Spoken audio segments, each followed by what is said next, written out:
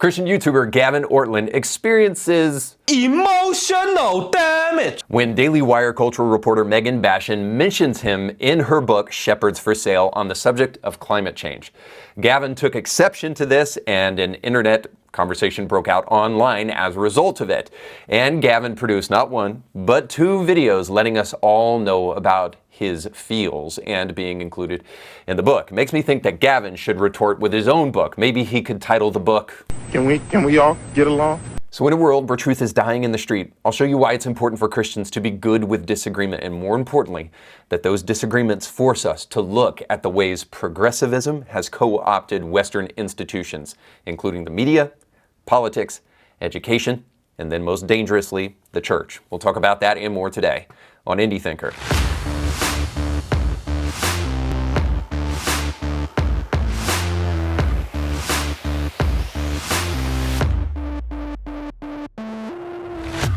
Welcome to the show. My name is Reed Huberman. Don't forget to like, share, and subscribe. Today's show is sponsored by our friends over at Infinity Jiu-Jitsu. If you think it's important to defend yourself, and it is, if you want to be in peak physical condition, that's also important, and you want to make sure to defend your family, well, you need to check out our friends over at Infinity Brazilian Jiu-Jitsu. Now, these guys are fantastic. I took one session with them, and I think I'm in pretty good shape for my age. And I work out all the time, but they absolutely kicked my butt the first time I went to go check them out. And I want to recommend them to you because it will help you with self-defense, it'll help you with your confidence, it'll help you with your physical fitness, and it will help you with so much more. So if you want to learn how to defend yourself, defend your family, and be an Adonis on the mat by wrestling sweaty dudes, well then you need to check out our friends over at infinityjjtn.com. That's infinityjjtn.com. They can help you with physical fitness and so much more. And your first session is free. When you go over there, let them know that Indie Thinker sent you. Now, you know, there's something real touching about a man that is in touch enough with his feminine side, that he can be real with his audience. He can just level with them. He can be his authentic self. You know, we hear about that all the time. Whenever a man can truly share his feelings with the world, when he's been hurt by a female that's writing a book about big Eva personalities who are co-opting the church with progressivism, whenever he can do that, you gain a new level of respect for a man like that. But that respect goes through the roof when that same man can be real enough to turn his wounds into a YouTube video that he didn't want to do. Boy, this is not a fun video that I would ever want to make. These are not videos I love to make. Now, I love the sincerity there. It must have been very, very difficult for Gavin to make that video when his mind keeps telling him no, but his body keeps telling him, well, you know. But what is Gavin Ortlund going on about? What is he all upset about? Why is he discussing his feels with the internet? Well, something that at first glance I actually kind of agreed with him about. He believes he's being misrepresented in a video that he did a while back that was showcased in Basham's book, Shepherds for Sale. And here's what Gavin had to say about the representation of him in that book. Appropriate for me to respond in cases like this for two reasons. One is truth and the other is triage. So first, what she says in this book about me is not the truth. By the end of this video, or even just maybe a third of the way through this video, that will be abundantly clear to any fair-minded onlooker. Second, and more important, this represents a larger issue of triage in how we disagree in the church. Unfortunately, Megan's book has a huge influence, and I think it represents a way of how not to conduct disagreements in the body of Christ. I want to make a plea for a better way. I have no ill will toward Megan. Honestly, I've prayed for her. I pray God has an avalanche of blessing on her in every way. May the Lord bless her. I'm not responding out of anger here, but honestly, I'm responding because I think this book represents a whole movement of people right now. In the disintegration of evangelicalism, a lot of people are lunging toward what I regard as more of a fundamentalism. It's very attractive right now in the chaos of the world. I want to say that is not the way, and I want to make a plea for a better way, and I'll explain this. So let's work through these two concerns. Number one, truth. So yesterday I picked up this book. Somebody mentioned I was in here, so I was kind of curious. I'm thinking I'm probably in a footnote or something like that. I'm reading through chapter 1, which is about climate change, of all things. And I'm surprised to see that I'm the climactic example in chapter 1, presumably of a shepherd for sale, because, you know, she's talking about how people are selling out for a leftist agenda to infiltrate the church and so forth. And she introduces me by referencing various liberal agendas or agencies and their agenda to press for political action, to use the church to produce a groundswell of evangelical demand for centralized government policy and so forth. And then this is what leads her to a discussion of me. Now, by the way, note those words in that quote, political action policy. We'll come back to that.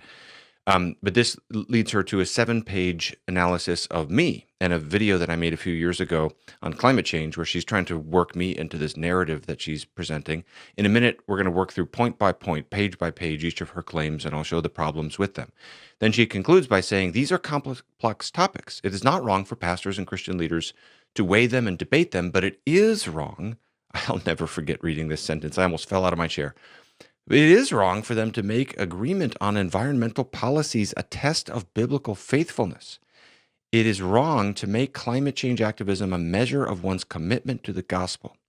Now, I have been misrepresented before, sometimes in pretty outrageous ways, but this one really takes the cake. If you go back and watch my video, you will see not only do I not make agreement on environmental policies a test of biblical faithfulness, or, quote, make climate change activism a measure of one's commitment to the gospel, but I actually don't even mention any particular policy or political action. I deliberately didn't include that because I recognize how complicated that is. I'm honestly not sure of what policies are the best.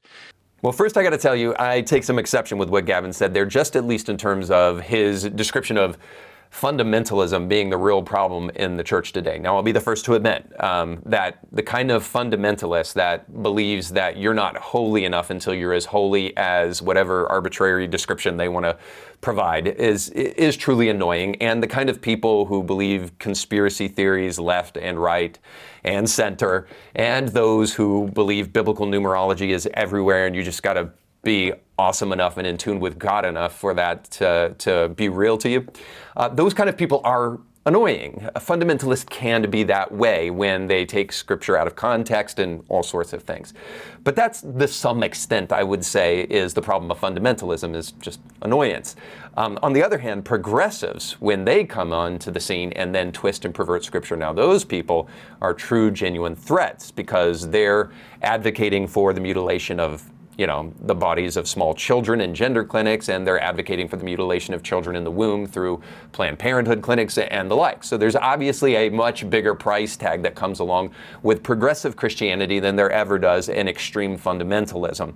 So I would say the kind of fundamentalism that Megan has is actually a beneficial one in that it's calling out the progressivism that is captivating the church. Now, for the record, I think that it's horrible when people are misrepresented. It happens to me a lot online, so I understand that it's quite obnoxious for that to happen. That's why when I first saw this video with Gavin, I was like, well, if that is indeed what Megan did, then I think that Megan might be in error here. If she, like Gavin said, is claiming that Gavin is making climate change a gospel-centric issue. In other words, you can't be saved unless you believe that the climate is changing. If Gavin didn't say that, which he's saying he didn't, so we take him at his word, and Megan is saying he did, well then Megan's just plain wrong. But is that indeed what Megan said? In order to do that, you actually have to read Megan's book and not take Gavin's word for it. And this is what Megan said in her book about Gavin. Ortlund cites only one scientific authority in his video, the same one the ECI cited 16 years earlier, the Intergovernmental Panel on Climate Change, also known as the IPCC, which he describes as a group of leading scientists from all over the world. He goes on to say that every scientific body of national or international standing agrees that human-caused global warming is a serious problem. Not to accept that consensus, he says, is to buy into, quote, conspiracy and hoax. It is a failure to, quote, take a responsible posture as a Christian. So that's all quoting from Gavin. So in other words, what Megan seems to be saying in her book there is not necessarily that Gavin is for sale or that somebody bought him and made him say these things, or even that he is making climate change simply a gospel-centric issue, but rather that Gavin seems to be co-opted by the progressive left. So Megan's book is simply suggesting that in Gavin's video that he does on climate change, that he is essentially only regurgitating left-wing talking points and not rather actually giving us the full story. And then he's also subtly kind of suggesting that if you're a responsible Christian, you kind of care about the climate, and so you got to take progressive talking points at face value.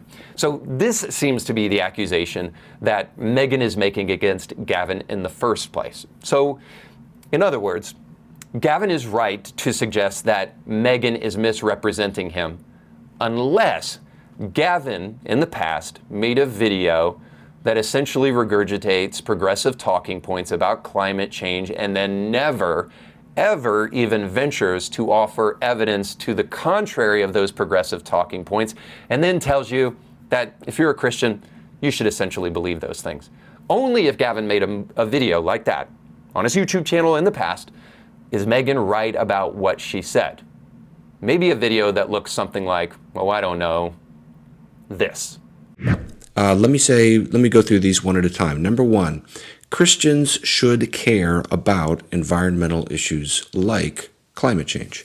And I would even say that of all different people, Christians should especially care. So if you take a Christian and an atheist, both of them have reasons to care about climate change, but the Christian has maybe slightly more reason because the particular beliefs of Christianity, the particular worldview that is inculcated by the Christian gospel, is one that should naturally incline us to care about issues of stewardship and sustainability and responsible usage of resources and things like that.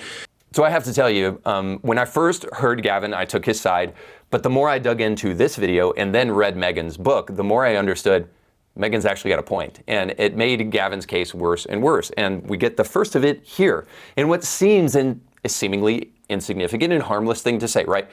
Christians should care. You know, Christians better care about the planet. Seems to be an obvious suggestion, so obvious that there seems to be an insinuation there. Maybe something to the effect of, if you don't agree with everything that I tell you in this video, then you obviously don't care about the planet. Now, that may be unfair, but there sure seems to be an insinuation here, and I've seen this kind of stuff before with big Eva types. Specifically, I saw it with Matt Chandler when he was talking about Christianity and race relations when he was at an MLK 50 event. And there he suggested that there are Christians out there who say that the Bible is written for a white, Eurocentric, Western-centric perspective. Like, there are actually Christians out there that read the Bible and they read that and they say, well, this is not for black people, this is only for white people. I can count the number of Christians in 24 years of ministry that I've actually encountered who read the Bible like that, either accidentally or on purpose. Listen, let me just tell you, the amount of people I've met that actually believe something like that, you can count with your fingers on my elbow how many people I've met like that. In other words, those people don't exist. There is not a group of people opening up the Bible and they're just like, I can't wait to read my whiteness into this, whatever that would even look like. Either, again, accidentally, subconsciously, or on purpose. Of course, you wouldn't read the color of your skin into a portion of Scripture that has nothing to do with that. And by and large, Christians don't do that in such a fashion that it's not even worth talking about it unless you're insinuating something there. So this is what I call the slap yourself in the face syndrome. It's where your brother or sister might come to you, grab your hand, slap you in the face and say, why are you slapping yourself? Why are you slapping yourself? Why are you slapping yourself? So when people get mad at the fact that Matt Chandler would suggest that Christians are doing this, he says, well, what are you so mad about? Are you saying that you do think people should read whiteness into the Bible? And of course, it's ridiculous. So the point is Gavin Ortlund seems to be doing the same thing here. If you disagree with me, then you obviously don't care about the planet, rather than the ultimate conclusion he should draw, which is if we disagree with progressive talking points about climate change, it could be that progressivism is predicated upon postmodernism and constantly lies about everything because truth is not a value of the left.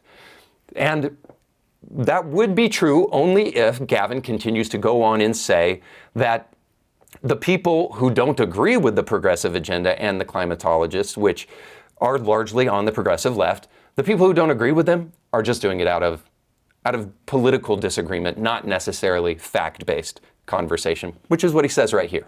I'm just deeply burdened that many people come to this super strong opinion about climate change, just as they do on other social and cultural issues, without having studied it. Not based on the evidence, but based on the socio-political associations of the issue. So it's one thing for Gavin to suggest that you're doing this dishonestly because you have some political disagreement that has nothing to do with this conversation. But he goes even further and says that actually, not only do you have a political blind spot, but you're just shooting from the hip and you actually haven't studied this and you have no evidence and you hate evidence. That's why you don't believe the progressive narrative that we hear from climatologists in the present. First of all, that there is pretty much a scientific consensus, or a very close to a scientific consensus on human-caused climate change as a very real problem. And this is, again, the appeal and just the burden I have when people are dismissive towards this. If you're going to go against a near consensus in the scientific community, don't just shoot from the hip. Study it and make sure that that's a wise thing to do, because I see a lot of people reacting instinctively rather than really hitting the books. So you see there, if you don't buy the mainstream narrative, which is run by progressives on the climate, it's because you're shooting from the hip. You're just a political hack and you need to hit the books, folks.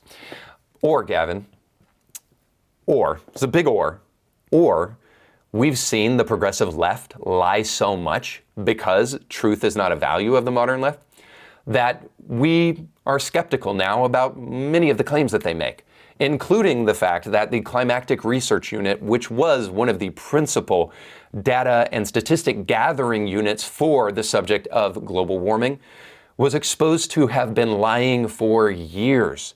Maybe we've seen people like Paul Ehrlich, who has been found out to be a fraud over and over and over again. I think specifically about the wager, you need to look this up by the way, the wager Paul Ehrlich made with Julian Simon, where Paul Ehrlich was totally wrong about everything. So maybe it's that we've seen that so much that we've learned to be a little bit skeptical of the supposed experts and the evidence that they bring us. Maybe it's because proponents of global warming will tell you that carbon emissions are rapidly changing the temperature of the Earth. Now, of course, I could tell you that the Earth has been heating and cooling unpredictably ever since its beginning, and that we have lots of evidence for that. But people like Gavin will retort back to that and say, yes, but not so rapidly. As the population of the Earth has increased, the temperature of the Earth has been rapidly increasing. Well, that's only if you totally neglect people that have found that, for instance, let's just say that the year 2007 was the coldest year in a decade. Pretty weird for 2007 to be that cold and for global warming to be taking place. Or how about the exclusion of evidence like that from NASA's Goddard Institute, the University of Alabama, or UK's Hadley Center, that up until 2001 had been looking at global temps and recognizing a downward trend in them? What we never hear from Gavin is any of the evidence that might suggest that most of global warming evidence is a bunch of people gazing into a crystal ball and almost always being wrong. I could go on and on and on and give you exceptions to all of the things that Gavin said. But the real thing to notice is that Gavin doesn't mention any of them in his video. He never gives you anything other than what we hear from progressives all the time. And in fact, he doesn't just give us the progressive narrative and tell us that we're silly for not accepting that. He also doubles down with a level of naivete that is, quite frankly, rare for most men. Check it out. I first studied this, if I'm remembering this correctly, from 2007 on. Every other scientific body of national or international standing agrees that human-caused global warming is a serious problem. So the level of conspiracy and hoax it would be if somehow all of these different people think that scientists are all together. People have this distrust of science. Science is an inherently conservative process. Yeah, Gavin, we're nothing but a bunch of conspiracy theorists if we think that it's possible for a group of people to collab with one another, especially if there's a financial incentive, and then to lie to the American public. The level of conspiracy for that just boggles the mind. Might I remind you of something like, well, I don't know, big tobacco. Back in the 50s, doctors were recommending certain brands of cigarettes. And then, might I remind you too, that big tobacco was funding research to show us that secondhand smoke doesn't bother anybody and that nicotine, not addictive whatsoever. I'm old enough to remember the Olympics in France, where a man was smashing a woman in the face, and we were all told that there are women with XY chromosomes, and that these XY chromosome women should be fighting XX chromosome women. I'm old enough to remember George Floyd. I'm old enough to remember the Rodney King LA riots and all of the narratives where all of the experts on the media were telling us that this is all simply as a result of a systemically racist justice system. And I'm old enough to remember COVID, where the scientists, the experts told us distance 6 feet apart, which we now know was totally arbitrary and totally made up. And make sure you wear those cloth masks because they will definitely help you, which of course they won't at all. All I'm trying to say here is this, is that the level of naivete to believe that there couldn't be a group of people, I don't know, say in climatology, who would lie to you for the purposes of financial gain, for the purposes of political gain, the level of naivety that it would take to believe that all of those people are telling you the truth is ridiculous. And there is the most important point here. There's enough evidence to the contrary that it should have showed up in Gavin's video, but it never did. So you see, Gavin, when we reject consensus on climate change and climate alarmism, we don't have an aversion to facts. We have an aversion to the progressive agenda that's inundating the mainstream, which every Christian who focuses on that has a good instinct. Because progressivism is predicated upon postmodernism. Postmodernism is a rejection of absolute truth and an endorsement of moral relativism, such that no Christian can actually stand by and endorse it. And that's really the point at the end of the day. We should care about the truth. I focus on my show a lot on the subject of transgenderism. It isn't because I'm a real passionate defender of biology. It's because I care about the truth. It's because the truth matters. So when Gavin comes along and does a video on climate change, as a Christian, he should be helping us understand the way progressives have hijacked this agenda and offer us evidence to the contrary, rather than basically giving us a video that says, agree with the experts. That video has aged so poorly, it's hard to describe how bad that is. So his video doesn't actually help us get to truth-telling. It leads us to the same kind of environmentalism that has been telling us the deadly conclusion that the population is a problem and that the third world should be thrown back into the ice age just so that we can feel better about ourselves for not using fossil fuel. All of those things are problematic to say the least, and they create a problem for individuals that Christians say they're supposed to love. And by the way, Gavin gets really close to suggesting that. Now, I'll be fair, he doesn't go full Malthusian here, but he gets pretty dang close to suggesting that the Earth is being overpopulated, and as a result of it, the globe is warming. What I would say is the basic idea of climate change is not only extremely well supported in the scientific community, it's also very intuitive and commonsensical and basic. Just think of it like this. First of all, you've got a lot more people alive today. This is not the main point, but it's worth saying, than you have had throughout the vast majority of human history. For most of human history, the human population was relatively tiny. No, Gavin, that's not a common sense proposition. And as a Christian, a sincere question here. Do you or anybody else really want to walk down the road of depopulation or even get close to it? If you don't want people to think you're for sale or siding with, I don't know, nefarious, dark, left-wing forces in the world, maybe you shouldn't suggest that population is a problem. A final illustration will help. Many of you will remember the clip I showed at the beginning of this episode with Rodney King. It's from the early 90s. But for those who don't know Rodney King, he made the headlines when in 1991, a gruesome video of him being pulled out of his vehicle and then beaten by the LAPD was made public. What followed were really dangerous, disgusting, and egregious riots, violence, and looting akin only to what we saw in the George Floyd riots. In many ways, the F the police sentiment that rose out of the 90s was predicated upon this narrative of systemic police racism that came from the King scenario. It was mainstreamed by that video of those police officers assaulting King, and predominantly as a result of the fact that all those officers that beat King were acquitted of all charges of assault. Back then, much like today, the public was asked to believe there is no justice for black people in America. after all 4 officers were acquitted by a jury of their peers. Now, 9 of them were white, 1 Latino, 1 biracial, and 1 Asian. So not a single person on the jury was black, and all 4 officers were found not guilty. But why were they found not guilty? Is it because of the racial makeup of the jury, or might it have been the fact that King's altercation was preceded by a high-speed chase reaching speeds of 117 miles an hour while he was intoxicated on PCP? When King finally pulled over, he resisted arrest and made a hand gesture toward his waist that made the police fearful that he might have a gun. He rejected all of their commands, he was tased, and when he still refused to listen to them, well, inarguably excessive force was used. I hate it, I wish it never happened, but it did. But there's always more to the story.